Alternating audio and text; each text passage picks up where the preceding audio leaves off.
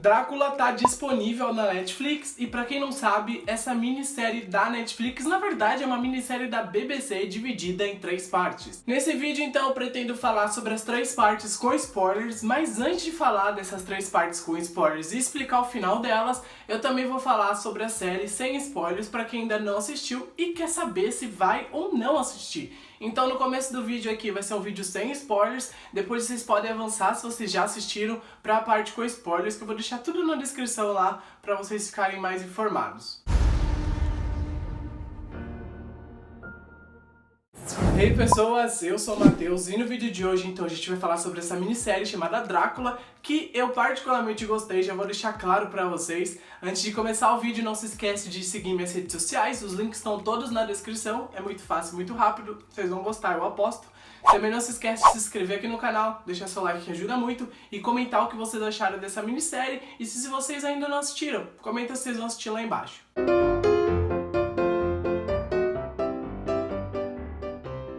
A trama da série originalmente se passa no passado e mostra muitos artifícios dos contos do Drácula para atrair tanto os antigos adoradores desse personagem, quanto também as novas pessoas que talvez não conheçam ele. A fotografia da série preza muito em mostrar o Drácula de frente, então a gente pega ali aquele ângulo dele, que a gente vê a cara medonha que ele faz para as vítimas, e também a cara das vítimas com medo e com terror dele. E claro, a gente também tem uns takes bem ilusórios, assim, que a gente vê algumas coisas acontecendo. É uma das fotografias mais legais que eu já vi aí de uma série da BBC, e olha que eu gosto bastante dessas séries, principalmente Killing Eve, é minha favorita. Eu também gosto de Sherlock e também gosto de Doctor Who.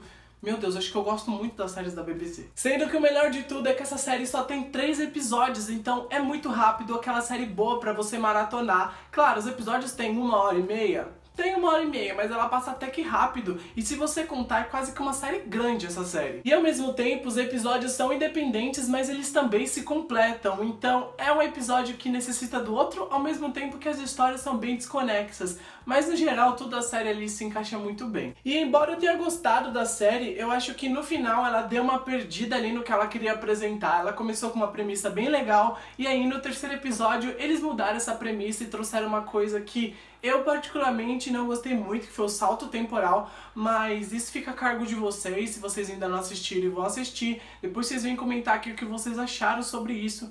Eu não curti muito, mas ainda assim a série é bem divertida, tem bastante sangue que eu já tava esperando, e a produção da BBC, como sempre, é aquela produção bem caprichada e rica em detalhes, e eu gosto muito disso. Além disso, eu também gostei muito da forma que eles usaram a recapitulação pra contar os episódios, então era sempre uma pessoa contando uma história pra outra, né? Era mais ou menos assim que funcionava a narrativa dos episódios, e o episódio final ainda te faz um questionamento lá pra você pensar, que eu vou ainda falar no final desse vídeo sobre esse questionamento, então depois você volta aqui se você ainda não assistiu a série e quer saber o final, pra gente comentar sobre esse final aí que... Agora então chegamos na hora da chuva de spoilers, então se você ainda não assistiu a série, dá uma parada aí no vídeo, depois volta aqui pra gente conversar, mas agora já dá uma parada porque eu vou falar sobre todos os episódios aí com spoilers, então... é isso aí, já tô avisando. Inicialmente nós somos apresentados ao Jonathan Hacker. Ele vive em 1897 e tá contando para 2 irmãs em um convento a história de quando ele viveu ali com Drácula. Essas 2 irmãs são personagens importantes, sendo que uma delas é a noiva do Jonathan e a outra é a Agatha Van Helsing. A noiva do Jonathan só foi trazida pro convento por conta da memória apagada dele para tentar fazer ele relembrar do passado. A série a princípio nos mostra o Drácula bem velho e acabado, e também mostra o Jonathan, que é o advogado dele, chegando no castelo e vendo o Drácula tá de boa forma ali, de boas e tranquilão. E à medida do tempo, enquanto o Drácula fica bonitão, o Jonathan fica deplorável. E no meio de tudo isso, a gente também descobre que o Drácula é bissexual, e é uma coisa assim que passa até batido. Mas isso causou um rebuliço na internet, eu fui pesquisar sobre a série e vi que as pessoas estavam muito incomodadas com isso. Mas calma aí, que o próprio produtor da série veio esclarecer sobre essa bissexualidade e ele disse que isso meio que não existe. Na verdade, o Drácula não é bissexual, ele é biomicida. Ele simplesmente morde e mata as pessoas, ele não gosta dela, ele não faz sexo com elas, ele simplesmente é um bi-homicida. E daí ele disse isso e eu fiquei tipo, meu Deus, esse cara pensou nessa palavra, eu nem tinha pensado nessa palavra aí, ele pensou, Ok. Descobrimos também que o Drácula é capaz de assumir o conhecimento daquelas pessoas que ele consome o sangue, como por exemplo, a linguagem de sinais que ele afirmou que gostaria de aprender lá no segundo episódio, a habilidade de fala com as falas de inglês do Jonathan, e além disso ele também tira as memórias dessas pessoas e detalhes íntimos sobre a vida delas, que ele falou que era mais ou menos um tipo de download que ele fazia. Nesse momento eu, Matheus, pensei, ele é quase que um sommelier de sangue. Por quê? Porque ele vai procurar o melhor tipo de sangue e aí ele vai provando os tipos de sangue e ele sempre procura a melhor pessoa com o melhor sangue para ele provar, porque ele sempre quer ser refinado, ele sempre quer aprimorar os conhecimentos dele e saber mais das coisas. Então quanto mais sangue ele consome, mais ele aprende sobre as coisas. Eu acho que é até uma habilidade legal, mas meio macabra. E em certo momento, ainda no primeiro episódio, o Jonathan acaba descobrindo uma mensagem escrita em uma janela no castelo que diz "me ajude", e ele começa a procurar no castelo por essa pessoa misteriosa, e o castelo em si é quase que um labirinto que está infestado de mortos-vivos, ou como o Drácula chama, minhas noivas. E essas noivas são meio que a tentativa dele de reprodução. O Jonathan então é mordido por uma dessas noivas, o Drácula leva ele pro terraço lá do castelo, e aí ele quebra o pescoço dele e a gente acha que o Jonathan morreu, mas ele não morreu. E volta à vida lá depois de se estribuchar no chão, parecia um boneco de Olinda caído no chão ali, tremendo. Daí a gente vê ele indo pra beirada ali do castelo pra se jogar, e aí a cruz faz ele se salvar, porque a cruz reflete o sol, bate no Drácula e o Drácula meio que começa a derreter, assim. Oh meu Deus, tô derretendo. E aí ele cai no rio, e aí a gente encontra ele lá no convento, e aí que começa a história do primeiro episódio. Mas nem tudo tá normal aí na vida do Jonathan, porque a gente vê que ele acha que o Drácula é o deus dele, ele escreveu várias vezes isso na folha, ele acha que o Drácula é o mestre dele, e aí ele começa a desenvolver isso, e em outro momento ali no convento a gente vê que o Drácula chega dentro de um lobo, e daí ele protagoniza uma das melhores cenas de transformação que eu vi, que eu fiquei tipo impressionado com essa cena, ele saindo de dentro do lobo, foi na cabeça assim. Essa cena foi a melhor da série, porque eu fiquei meio com nojo ao mesmo tempo que foi prazeroso ver ele sair de dentro de um lobo, sei lá. Foi tão bem feita a cena, eu acho que todo mundo deve ter gostado dessa cena. Vocês gostaram? Se vocês gostaram, comenta aí, porque pra mim essa foi a melhor cena da série. Mas continuando, como o Drácula é um vampiro, ele acaba não podendo entrar ali no convento sem ser convidado. A Agatha, então, pra provocar ele, joga sangue na cara dele, e isso faz com que o Drácula descubra que ela é uma Van Helsing. O Drácula, depois de um monólogo ali poderoso, enquanto ele tá ali conversando com a Agatha, viu que não ia conseguir entrar no convento, então ele foi procurar quem que tava lá dentro, o Jonathan. O Jonathan, então, queria cometer suicídio nesse ponto, porque ele viu que ele era um monstro, ele queria atacar ali a noiva dele. E aí, como o Jonathan é bobo, o Drácula convenceu ele a deixar entrar, o Drácula entrou no convento e tudo de ruim começou a acontecer naquele convento.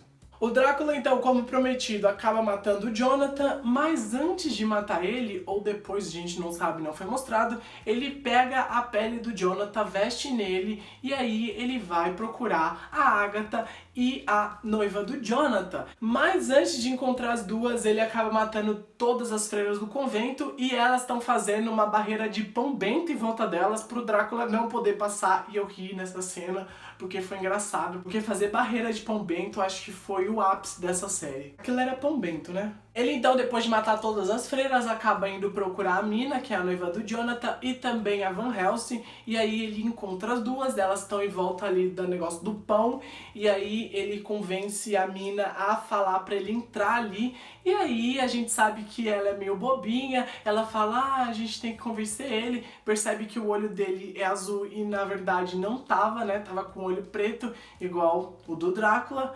E aí já tava tudo dando errado, a Van Helsing se sacrifica, fala assim, me pega e deixa ela embora, a Mina vai embora, a Van Helsing fica, e aí o episódio acaba com esse sacrifício que a Van Helsing fez, e a gente não sabe o que aconteceu até o começo do segundo episódio, que eu gostei, mas eu fiquei meio confuso quando começou. Mas antes de começar a falar sobre o segundo episódio, eu também tenho que ressaltar que no futuro, a Mina que escapou agora desse episódio, criou uma fundação chamada Jonathan Harker, que cuida de doenças no mundo todo, e essa fundação é a base pro terceiro episódio. Então eles já criaram uma coisa no primeiro pra ser base pro último. é aquela série que é muito bem conectada. A gente começa o segundo episódio então com a Van Helsing questionando um Drácula, né? E ele conta pra ela sobre a jornada dele pra White Bay na Inglaterra. Esse episódio começou de um ponto diferente do que o anterior acabou, mas a gente descobre no decorrer dele que a Van Helsing, na verdade, foi colocada em um transe pelo Drácula enquanto ele tá se alimentando do sangue dela pouco a pouco. O Drácula então começa a seguir pra Inglaterra a bordo de um navio. À medida que o barco segue viagem, o nosso vampirão aí começa a escolher um a um da tripulação pra tornar vítima dele. Ele faz com que cada um se questione se será o próximo a desaparecer, e isso meio que cria entre as pessoas uma paranoia coletiva. Aí a gente descobre que o Drácula escolheu intencionalmente todos os tripulantes e ele começa a caçar um a um ali como se fosse um jogo pra ele. No entanto, quando os tripulantes descobrem que tem uma mulher estranha a bordo, que na verdade é a Agatha, eles acham que ela é a pessoa que tá matando as outras pessoas, porém, quem entrega ela é o Drácula. Mas ela consegue dar uma reviravolta em tudo isso e incriminar ele e falar, olha, ele é um vampiro, gente. Ela joga sangue na cara dele e aí o pessoal descobre, né, que é na real que ele é um vampiro. E aí os tripulantes que sobraram em tudo isso se reúnem pra fazer ali uma armadilha pro Drácula. A primeira armadilha que eles tentam fazer, na verdade, é ficar escondidos no meio de um círculo lá no deck principal, um círculo feito com páginas da Bíblia, só que não dá muito certo, a gente vê que morrem mais algumas pessoas no meio disso. Então a última tentativa que eles tentam é explodir ali a embarcação, e quem se voluntariou para explodir a embarcação foi a Van Helsing, que estava morrendo porque o Drácula já tinha feito umas coisas com ela e as unhas dela tava saindo ali, e me dá uma aflição ver aquilo, e ela já tava morrendo. Daí a Agatha se junta com o capitão, eles conseguem destruir ali a embarcação e eles prendem o Drácula dentro de um caixote ali com a terra que ele precisava, e aí jogam ele, né, pra baixo do mar. Ele fica lá por mais ou menos mais de um século e ele tá meio que num coma meio estranho, mas ao mesmo tempo a pele dele tá intacta, ele tá intacto, só esperando a primeira vítima aparecer pra ele ressurgir, e é exatamente isso que acontece. E eu gostei bastante desse segundo episódio porque ele foi mais ou menos um episódio whodunit, sabe? Quem matou, quem é o assassino, e eu gostei dessa temática ao mesmo tempo que ele parecia um livro da Agatha Christie, era uma coisa totalmente misteriosa e o Drácula contando ficava mais misterioso ainda. Então esse foi o meu episódio favorito dos três e eu queria saber qual que é o de vocês. Comenta aí embaixo o que vocês acharam desse episódio, se é o favorito de vocês também, se não é, comenta lá. E no futuro, então, a Fundação Jonathan Harker acaba descobrindo o caixão dele no oceano, eles abrem esse caixão, a mergulhadora, claro, vai colocar o dedo dentro da boca dele, porque é bem normal você encontrar uma pessoa embaixo d'água e colocar o dedo dentro da boca da pessoa, né? Ela é mordida e ele acaba voltando à vida, agora no futuro, né? Nosso presente, futuro dele. Entendeu, né? A série então agora tá se passando nos dias atuais. O Drácula acaba indo até a costa, encontra uma mulher que parece muito a Agatha, mas na verdade não é. Os dois ficam cara a cara, o Drácula já mata uma pessoa logo de cara, e aí começa toda essa confusão aí, se passando no nosso presente e futuro do Drácula. E essa foi uma das coisas que eu menos gostei da série. Quando eu vi o final do episódio, eu já pensei, puta merda, o que eles vão fazer, sabe? Eu não tava aguentando porque não era necessário esse salto temporal. Saltos temporais têm que ser feitos quando você já tem ali a destreza da história, você já terminou o que você fez no passado e você não tem mais o que continuar. Aí você, tudo bem, pode fazer um salto. Só que eles fizeram um salto temporal numa história que já estava perfeita ali, podiam ter feito mais um episódio naquela época. Não, eles quiseram colocar nos dias atuais e não era necessário. E a partir desse momento a série acabou perdendo a essência que ela criou lá nos 2 primeiros episódios, com a fotografia dela em si, porque a fotografia mudou pro 3º episódio, a ambientação mudou, a caracterização dos personagens, o jeito que eles agem. Tudo que eles construíram em 2 episódios, eles acabaram no 3º. E além disso, nesse 3º episódio, eles acabaram construindo personagens que não eram necessários, uma construção, sabe? Podiam ter sido só vítimas e acabado. Mas não, eles preferiram tentar construir um personagem em um episódio. E esses personagens, na verdade, só viviam na balada e na pegação. Então, eram personagens muito supérfluos e ignorados, pelo menos por mim. Então, não curti esse 3º episódio. O episódio mostra a Zoe Van Helsing, né, que é da mesma linhagem da irmã Agatha, tentando prender o Drácula pra poder estudar ele.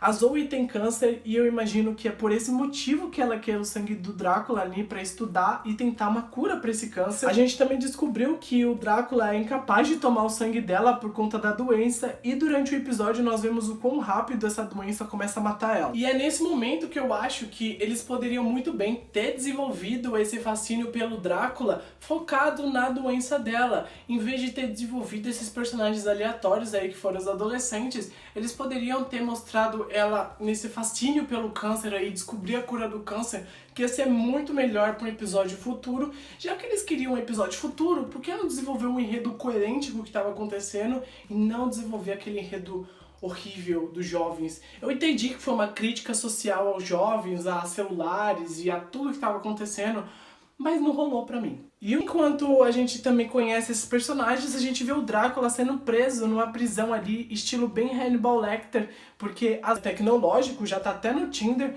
mas antes disso ele pegou o telefone do Jack e descobriu sobre a Lucy. E olha que o Drácula avisou várias e várias vezes pra ela que não poderia ser cremada, a cremação ali ia ser dolorosa pra ela, porque ela tá viva no processo durante a cremação. E aí exatamente o que fazem com ela, e aí ela é cremada. A Lucy então acaba acordando no meio dessa cremação, ela fica gritando de dor, porque realmente deve estar doendo. Ela tá toda desfigurada, mas ela não consegue ver, ela se acha linda ainda, ela se olha no espelho e se acha magnífica. E aí ela descobre que na verdade ela não tá linda por causa de uma selfie. Eu já entendi a crítica à tecnologia jovial, tá, Drácula? E enquanto a Lucy tá escapando aí desse pesadelo pessoal dela de se tornar feia, a gente vê a Zoe e o Jack ali entrando no covil do Drácula pra confrontar ele cara a cara. A Lucy então, no meio de tudo isso, vê o quão deformada ela tá depois da selfie, e aí ela fala que ela não quer ser assim, que ela quer ser linda, e aí o Jack, em um ato de amor ali por ela, acaba matando ela pra salvar ela dela mesma, porque ela acha que a beleza exterior é tudo. E eu acho que nesse caso até realmente é tudo, porque ela tava muito desfigurada. O Drácula então confessa ali pro Jack e pra Zoe que ele tava realmente apaixonado pela Lucy, que era uma das melhores noivas dele. E aí a Zoe é tomada pela Agatha, então o Drácula e a Agatha começam a conversar sobre o passado deles ali. E aí a gente tem uma das melhores cenas do episódio, que é esse final explosivo, marcante, que eu gostei bastante. Esse final mostrou muito a Agatha desconstruindo todas as crenças ali do Drácula, que ele mesmo construiu em volta de si mesmo durante os anos. Então foi muito prazeroso para os espectadores e também muito revelador para o Drácula ver tudo que ele construiu contra essa morte. E provavelmente, porque todos os ancestrais dele morreram em batalha, ele meio que no subconsciente dele acabou criando algumas barreiras pessoais para que a morte não atingisse ele. E é nesse momento que a gente descobre que o Drácula não é só imortal porque as histórias sempre contaram pra gente, mas na verdade ele é imortal porque ele tem medo de morrer. E a Zoe, no final das contas, é uma mulher que já aceitou a morte e tá partindo dessa pra melhor. Então ela é uma pessoa que já tá mais desacreditada que ela vai viver, então ela tá mais livre em tudo que ela tá fazendo. E eu acho que esse é um dos motivos pra Agatha ter conseguido entrar no corpo dela e conversado com Drácula. E daí, como a Zoe abriu as cortinas ali pro Drácula e mostrou que na verdade tudo que ele acreditou era mentira, ele até coloca a mão pra realmente comprovar que aquilo era mentira. E aí ele percebe, tipo, meu Deus, eu fui enganado minha vida inteira, eu mesmo me enganei a minha vida inteira. E hoje eu acabei de notar que tudo que eu acreditava era mentira. E aí a gente tem a melhor cena do episódio, que eu gostei bastante, que foi quando o Drácula aceita ele mesmo, ele aceita que ele não tem que ter medo de morrer. Ele então bebe o sangue da Zoe, e aí ele e a Zoe morrem juntos. Os dois então estão meio que sonhando juntos ali, que eles estão se afastando do sol. A gente vê os dois nus ali numa posição bem, sei lá, enquadrável, uma posição que se colocaria numa parede. E aí você vê a câmera se afastando enquanto os dois estão sumindo, né? E aí a tela fica preta e acaba. Então foi uma série que usou muita metáfora para explicar esse final, que foi, na verdade, aceite a morte, ela vai vir. Ele mesmo fala durante a série, os seres humanos, eles estão morrendo a partir do dia que eles nascem. E é realmente isso que a série quer mostrar. A morte tem que ser aceita, é uma coisa normal, uma coisa que acontece na vida de todo mundo que tá vivendo. Então se você tá vivendo, você tá morrendo ao mesmo tempo.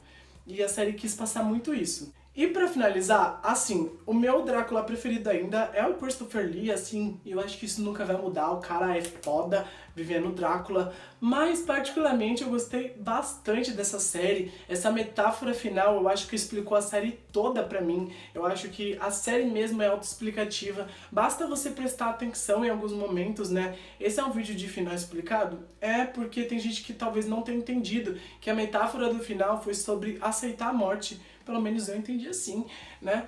E eu acho que a série mesmo tem muitas referências às outras séries da BBC. Eu vi referência a Doctor Who e algumas referências a Sherlock lá, quando a gente vê a noiva do Jefferson, tem ali uma referência a Sherlock bem escondida.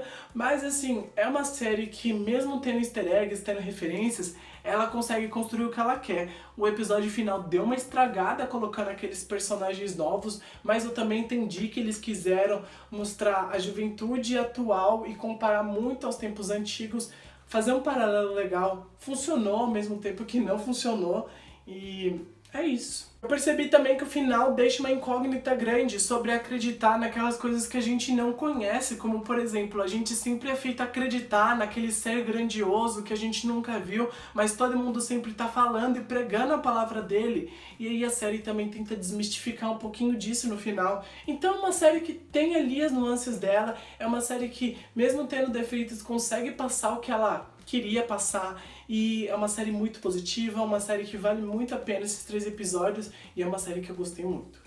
Me conta aí o que vocês acharam, me conta se vocês acharam mais referências aí durante a série, não esquece de deixar o seu like, comentar o que vocês acharam da série também, se inscrever no canal e me seguir nas redes sociais. Espero que vocês tenham gostado do vídeo, eu fiz com muito carinho pra vocês. Até o próximo vídeo, um abração em vocês e tchau, gente!